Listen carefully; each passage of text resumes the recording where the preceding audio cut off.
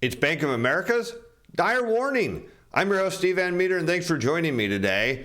Bank of America is warning investors that the Fed is going to keep shocking the economy until it triggers a massive recession. Let's over to Bloomberg, where we picked today's story up with the headline: the BSA's Cabana says Fed likely to overdo it and cause a recession.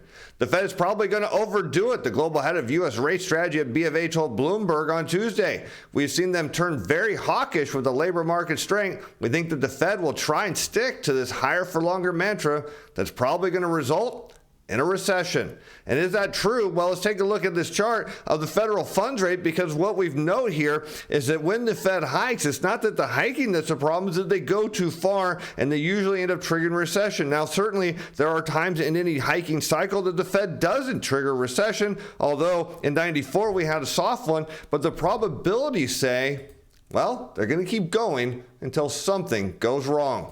Let's continue on, because the Fed probably won't trust that until they see the labor market soften more meaningfully. It certainly seems like the Fed is dead set on ensuring that they get the labor market slowdown that they desperately want. But are they going to? Well, not with this headline. The U.S. jobless claims fall for a fifth straight week amid strong labor demand here from today. And initial unemployment claims decreased by 5,000 to 213,000 in the week ending September 10th.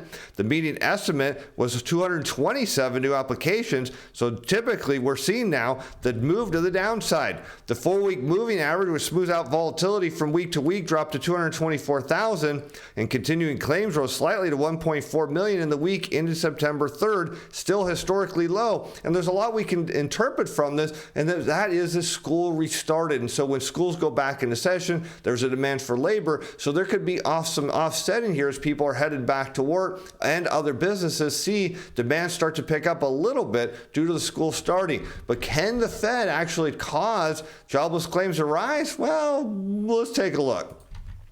Jobless claims have been dropping as employers are still trying to fill millions of open positions and retrain the workers they already have. However, the trend may reverse course as the Federal Reserve pursues an aggressive path of interest rate hikes to rein in demand across the economy, including labor. Well, there's only one way to look at that, and that is to take the federal funds rate and overlay the 4-week moving average initial claims now shown in red. And can the Fed actually cause people to lose their jobs? Well, not initially. They can't. It's a matter of they can when they go too far. And so we can see here, it's not until you note that the federal funds rate is high enough that it starts to pull initial claims higher. The Fed's got to tighten pretty aggressively, and then you eventually see claims start to move up. The initial move by the Fed is actually seen as a positive by the market until later when it's seen as not. So how do we interpret this?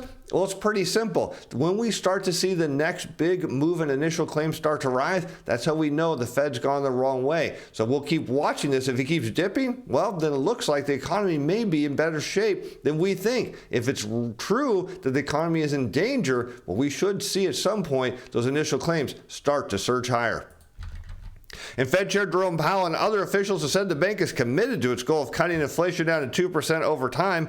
Cabana provided a warning to investors on that point as well. And what does that mean? Well, notably, you could make the argument that the federal funds rate here in blue overlaid against the consumer price index in red, that's shown on the year-over-year rate of change, it's that as the Fed hikes rate, inflation tends to continue higher, suggesting that perhaps the relationship is we won't see inflation cool off until the Fed capitulates, although there is some indication that when the Fed gets things too tight, that inflation comes down. And notably, it's a hard argument to see that those two do seem rather tightly linked, and at this point, until something goes wrong, the Fed seems bent on going higher. I do worry that this is a Fed that wants to see even more tightening of financial conditions in order to have faith that they will be able to achieve their 2% inflation target. The risks are skewed to the Fed continue to sound hawkish, with that being a headwind for risk assets. And one thing that shouldn't be a headwind to your portfolio is the Fed tightening. I'll put a link up here to Portfolio Shield and the description below. Because Ray Dalio, he sees a problem too. The billionaire says he's done the math. The rates of 4.5% would sink stocks by 20%. And it looks like interest rates will have to rise a lot toward the higher end of the 4.5% to 6% range, the billionaire founder of Bridgewater Associates wrote in a recent LinkedIn article. This will bring private sector credit growth down, which will bring private sector spending and hence the economy down with it. Well, is he right? Well, this is one thing the Fed can do and can accomplish with higher interest rates. Here we now have the federal funds rate overlaid with total consumer credit owned and securitized on a year-over-year rate of change. So what we know is that demand for credit surges higher, but as rates keep going higher and higher and higher, and the interest cost for consumers gets to be a burden, demand for loans starts to plummet and slow. And you see that every time going into a tightening cycle. That's what Ray's talking about here. And I think that's the bigger issue, is the Fed really doesn't have control of a lot of these other things, but they do have a control over the demand for credit. Bring rates up high enough, and people stop borrowing. A mere increase in rates to about 4.5% would lead to a nearly 20% plunge in equity prices, he added. Is that true? Well, that's hard to quantify. What we do note is the Fed tends to tighten until a recession happens, and then the market plummets after that. The question being is, do we actually have just a recession or an all-out financial crisis or a depression? That would dictate really where equities goes, and right now, nobody knows for sure. Dalio noted that investors still may be too complacent about long-term inflation. While the bond market suggests traders are expecting an average annual inflation rate of 2.6 over the next decade, his guesstimates is the increase will be around 4.5% to 5%. With economic shocks, it may even be significantly higher. When we've looked at this show and said, nah, that's not likely. But he did say the U.S. yield curve will be relatively flat until there's an unacceptable negative effect on the economy, and that's something he may be right about. And here we can see the federal funds rate overlaid with the yield curve, and we've noted in prior shows that these have nearly an inverse relationship. So as the Fed hikes, they drive the curve steeper into an inversion, here being the zero line, kind of right almost in the middle of your screen. And you'll note in these points where I've highlighted in yellow, we're at or near inversions, and then all of a sudden the market starts to sniff out that the Fed is making a huge policy mistake. Now, what would drive that? A lot of people ask. It just could be a shift in sentiment, could be a shift in the economic data. Something starts to occur that tells the Fed you've gone too far, and the next thing you know, the yield curve starts to steepen, rates start to fall, and then the Fed playing catch up, then they cut.